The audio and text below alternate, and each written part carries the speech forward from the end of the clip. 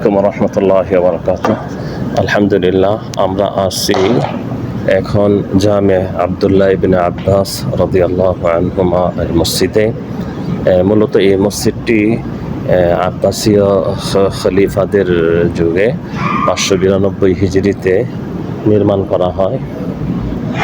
পরবর্তীতে এটা নির্মাণ করার আরেকটি কারণ হচ্ছে এখানে আব্দুল্লাহ ইবনে আব্বাস রাদিয়াল্লাহু আনহুমা ছিলেন, দাওয়াতের জন্য এসেছিলেন এবং এখানে 68 হিজরিতে ইন্তেকাল করেন। এখানে দাফন করা হয়। তার কবরের পাশে, মাকবারার পাশে এই মসজিদ তৈরি করা হয় এবং এটা ওসমানী আমলে এর সংস্কার করা হয়, সৌদি আমলে এর আরেকটু সংস্কার করা হয়। দেখেন মাশাআল্লাহ, প্রথম কাতারে কি পরিমাণ কোরআন রাখা আছে। বয়স্ক যারা চেয়ারে বসে পড়বে তাদের জন্য উঁচু এবং যারা বসে পড়বে তাদের জন্য নিচু।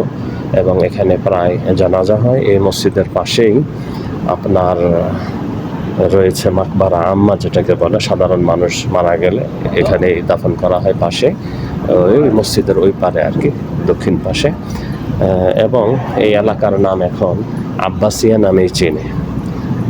আলহামদুলিল্লাহ, আব্বাস রাদিয়াল্লাহু তাআলা আনহুর বসবাসের কারণে এই এলাকার নামই হয়ে গেছে আব্বাসিয়া। আল্লাহ হেফাজত করুক।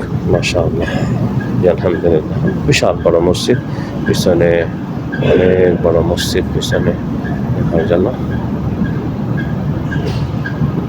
সুন্দর করে দেওয়া আছে আর কি। যে কোনো কর্নার থেকে পিলারগুলো সুন্দর করে ডিজাইন।